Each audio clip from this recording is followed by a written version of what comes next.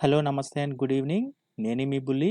Once again welcome to our channel stocks అన్వేషణ తెలుగు. ఈరోజు stocks అన్వేషణలో మనం మ్యూచువల్ ఫండ్ గురించి డిస్కస్ చేస్తున్నామండి. ఈ మ్యూచువల్ ఫండ్లో ఎస్ఐపి అంటే ఏమిటి, స్టెప్ అప్ ఎస్ఐపి ఎలా చేయాలి, అదేవిధంగా ఈ మ్యూచువల్ ఫండ్లో ఇన్వెస్ట్ చేస్తే మనకి ఏ విధమైన రిటర్న్స్ వస్తాయి అనే విషయాన్ని ఇక్కడ డిస్కస్ చేద్దాం. దాంతోపాటు మనం ఈరోజు ఒక 6 బెస్ట్ మ్యూచువల్ ఫండ్స్ని ఫాస్ట్లో మంచి వెల్త్ క్రియేట్ చేసినవి, అదేవిధంగా ఫ్యూచర్లో మనకి మంచి గ్రోత్ ఇచ్చే 6 బెస్ట్ మ్యూచువల్ ఫండ్స్ని అయితే ఇక్కడ డిస్కస్ చేస్తున్నాం. ఈచ్ సెగ్మెంట్స్లో like large cap, mid cap and small క్యాప్లో ఈచ్ టూ ఫండ్స్ని అయితే మనం ఇక్కడ డిస్కస్ చేస్తున్నాం. డిస్కస్ చేసే ముందు ఎవరైతే మన ఛానల్ ఇంకా సబ్స్క్రైబ్ చేసుకోలేదో వాళ్ళు ఖచ్చితంగా సబ్స్క్రైబ్ చేసుకుని పక్కనే ఉన్న బెల్ ఐకాన్ క్లిక్ చేసి ఆల్ నోటిఫికేషన్స్ యాక్టివేట్ చేసుకోండి. తద్వారా మనం చేసే మంచి మంచి వీడియోస్ని మీరు మిస్ అవ్వకుండా ఉండొచ్చు. అదేవిధంగా మేము పెట్టిన ఎఫర్ట్స్ మీకు వాల్యుబుల్గా అనిపిస్తే వీడియోని అయితే ఖచ్చితంగా లైక్ చేసి మీ ఫ్రెండ్స్ అండ్ ఫ్యామిలీ మెంబర్స్కి షేర్ చేస్తారని ఆశిస్తూ let's get in to the details. అయితే ఇక్కడ రీసెంట్ డేస్లో మ్యూచువల్ ఫండ్లో అయితే చాలా బజ్ కనిపిస్తుందండి. బికాజ్ మనం ఏదైనా ఒక బ్యాంక్లో ఫిక్స్డ్ డిపాజిట్ చేస్తే మనకి 7 to 8% రిటర్న్ మాత్రమే జనరేట్ అవుతుంది. వేరాజ్ ఇన్ మ్యూచువల్ ఫండ్లో సిప్ చేయడం ద్వారా మనకి minimum 12 to 20% in between return అయితే జనరేట్ అవ్వడం అయితే మనం చూస్తున్నాం. అదేవిధంగా రీసెంట్గా ఈక్విటీ ఫండ్స్లోకి అయితే ఎస్ఐపి ద్వారా హ్యూజ్ అమౌంట్ అయితే మార్కెట్లోకి అయితే వస్తుందండి. మీరు లాస్ట్ జనవరిలో తీసుకుంటే 39,688 crores ఒక్క మంత్లోనే ఎస్ఐపి ద్వారా మనకి ఇన్వెస్ట్ చేయడం జరిగింది.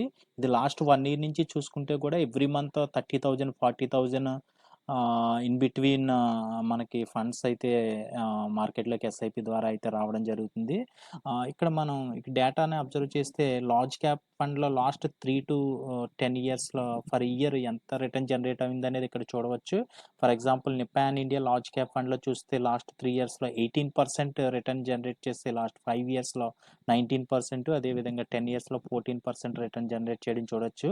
ఇక్కడ డిఫరెంట్ ఫండ్స్ ఏ మేర అయితే రిటర్న్ జనరేట్ చేయ వైజ్ ఆ పర్సంటేజ్ ఇక్కడ చూడొచ్చు. వేరేజ్ మనం ఎఫ్డి చేస్తే అది 6 to 7% వస్తుంది అనేసి మనం అయితే డిస్కస్ చేసుకున్నాం. అదేవిధంగా మిడ్ క్యాప్ ఫండ్ ఇక్కడ చూస్తే లాస్ట్ 5 yearsలో ఎంతవరకు రిటర్న్ జనరేట్ చేసే అనేది చూడొచ్చు. ఎస్ఐపి చేసిన వాళ్ళకి లాస్ట్ 10 yearsలో ఇక్కడ పర్సంటేజ్ కూడా మీరు చూడవచ్చు. క్వాంట్ మిడ్ క్యాప్ అయితే మనకు లాస్ట్ 5 yearsలో 30% రిటర్న్ జనరేట్ చేసింది. వేరాజ్ 10 yearsలో అయితే ఇది 18% రిటర్న్ అయితే జనరేట్ చేసింది అనేది అయితే మనం చూడవచ్చు.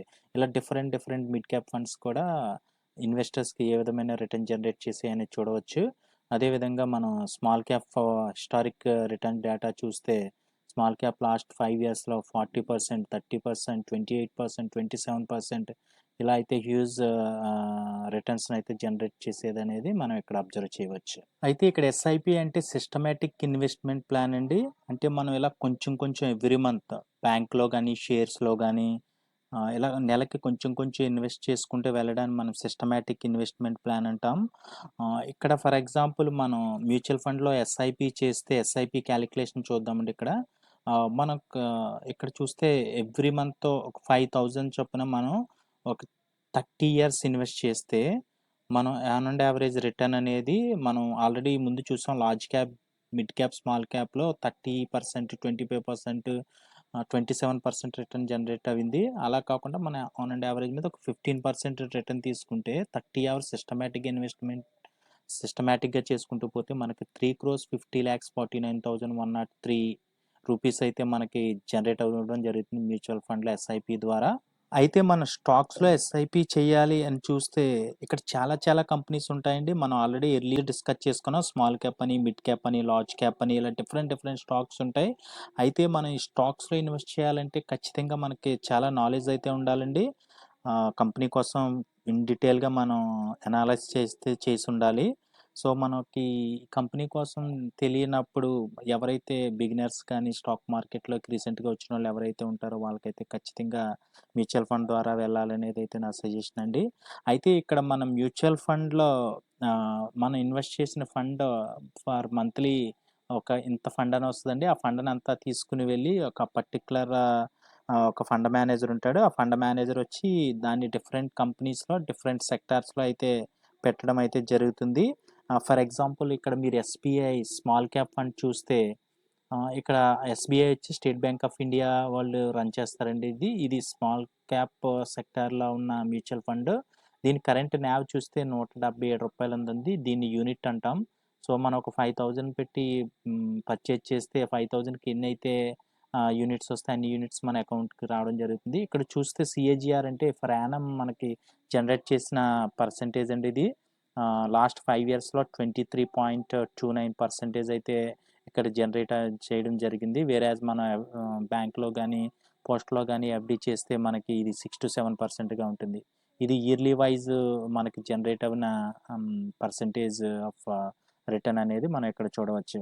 అదేవిధంగా ఇక్కడ ఎస్బీఐ స్మాల్ క్యాప్ ఫండ్‌లో అసెట్ అండర్ మేనేజ్మెంట్ 31,227 క్రోర్స్ ఉందండి. ఈ ఫండ్‌ని ఒక ఫండ్ మేనేజర్ ఉంటాడు. ఇక్కడ ఈ ఫండ్‌కి సంబంధించి శ్రీనివాసన్ అనే అతను ఫండ్ మేనేజర్ అండి ఇక్కడ. ఈ ఫండ్ మేనేజరు మనం ఇన్వెస్ట్ చేసిన అమౌంట్ అంతా కలిపి డిఫరెంట్ పీపుల్ ఇన్వెస్ట్ చేస్తారు కదండీ! ఆ ఫండ్‌ని అంతా తీసుకొని డిఫరెంట్ సెక్టార్స్ లైక్ కన్జ్యూమర్ సెక్టార్‌లో 16.85% అని, ఇండస్ట్రియల్ సెక్టార్‌లో 16.42 అదేవిధంగా ఫైనాన్షియల్‌లో 7% అని ఇలా డిఫరెంట్ సెక్టార్స్‌లో వాళ్ళు ఇన్వెస్ట్ చేస్తారు.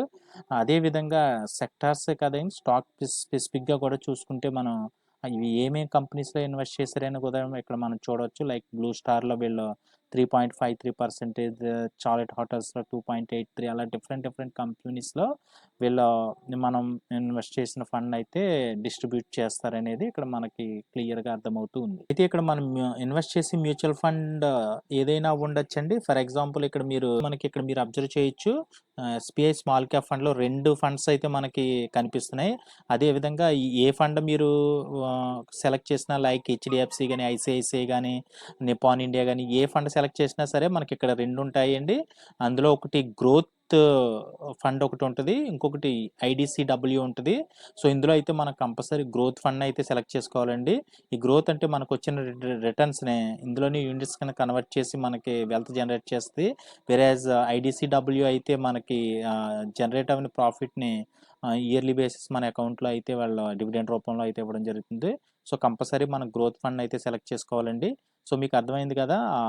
మ్యూచువల్ ఫండ్ ఎలా ఉంటదనేది. ఇక్కడ ఎస్బీఐ స్మాల్ క్యాప్ ఫండ్‌లో ఎస్బీఐ వచ్చి స్టేట్ బ్యాంక్ ఆఫ్ ఇండియా వాళ్ళు మన ఫండ్‌నంతా తీసుకొని ఇన్వెస్ట్ చేస్తారండి. అది స్మాల్ క్యాప్ సెక్టార్‌లో లైక్ లార్జ్ క్యాప్ అయితే ఎస్బీఐ లార్జ్ క్యాప్ అని ఉంటది. అదేవిధంగా మిడ్ క్యాప్ అయితే ఎస్బీఐ మిడ్ క్యాప్ ఫండ్ అనేది ఉంటదనేది మీరు ఇక్కడ అర్థం చేసుకోవాలి. అయితే ఇక్కడ ఈరోజు మనం డిస్కస్ చేసే బెస్ట్ మ్యూచువల్ ఫండ్స్‌లో అయితే ఫస్ట్ ఫండ్ వచ్చి మనకు లార్జ్ క్యాప్ సెక్టార్‌లో Nippon India large cap fund అయితే చూస్తున్నామండి. మీరు ఇక్కడ నోట్ చేసుకోవచ్చండి. నిపాన్ ఇండియా లార్జ్ క్యాప్ అని కొడితే మనకి ఇక్కడ అబ్జర్వ్ చేశారు కదండి Nippon India large cap fund. దీని ఏయుఎం వచ్చేసి 35,667 క్రోర్స్ అయితే ఉందండి. మనం గ్రోత్ ఫండ్ సెలెక్ట్ చేసుకోవాలి. ఇక్కడ మీరు అబ్జర్వ్ చేస్తే కరెంట్ న్యావ్ వచ్చి రూ. 90 ఉందండి ఇది.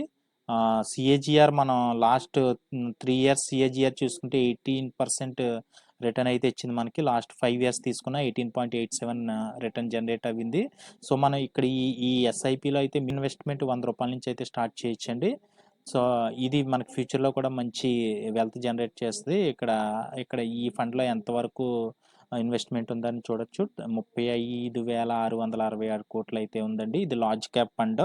అదేవిధంగా హెచ్డిఎఫ్సి లార్జ్ క్యాప్ ఫండ్ కూడా చాలా బెస్ట్ ఫండ్ అండి. ఇది ఫ్యూచర్‌లో కూడా మంచి రిటర్న్స్ జనరేట్ అవుతుంది. ఇక్కడ చూస్తే మరి హెచ్డిఎఫ్సి లార్జ్ క్యాప్ అని కొడితే మనకి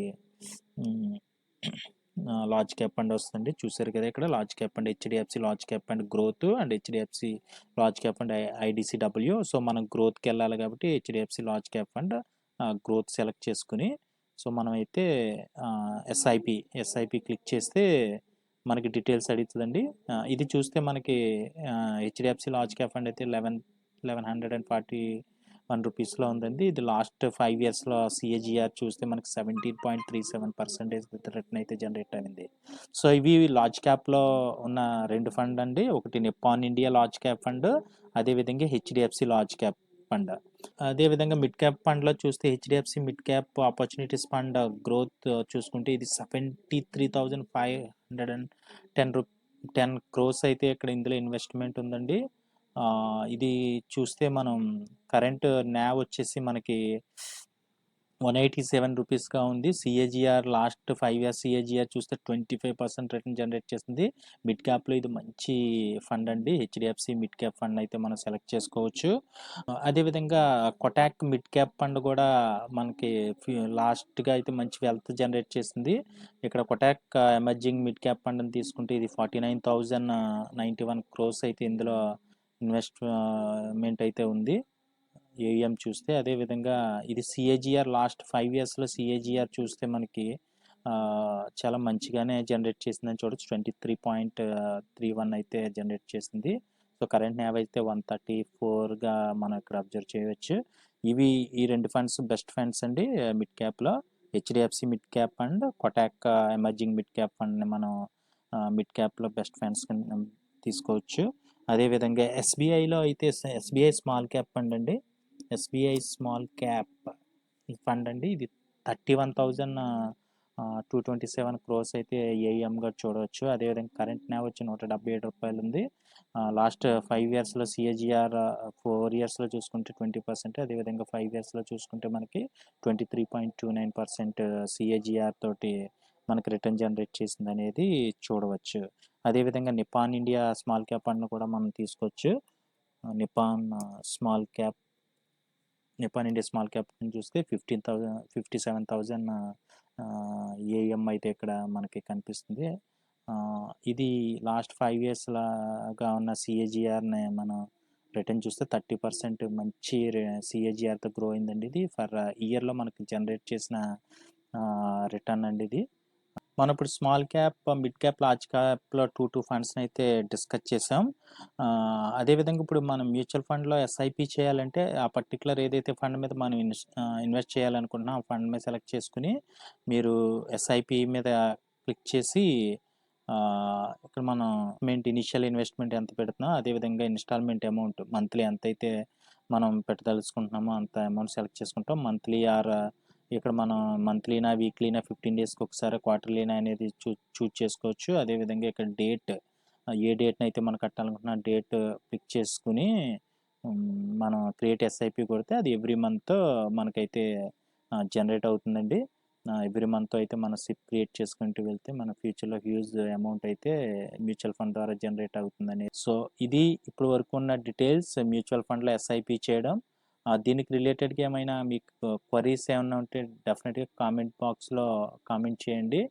మీకు ప్రతి ఒక్కరికి అయితే రిప్లై ఇవ్వడం జరుగుతుంది. ఖచ్చితంగా మేము పెట్టిన ఎఫర్ట్స్ మీకు వాల్యుబుల్గా అనిపిస్తే వీడియోని అయితే ఖచ్చితంగా లైక్ చేసి మీ ఫ్రెండ్స్ అండ్ ఫ్యామిలీ మెంబర్స్కి షేర్ చేస్తారని ఆశిస్తూ, సో మళ్ళీ మనం మరొక ఇంట్రెస్టింగ్ వీడియోతో మళ్ళీ కలుద్దాం. Until then bye, thank you.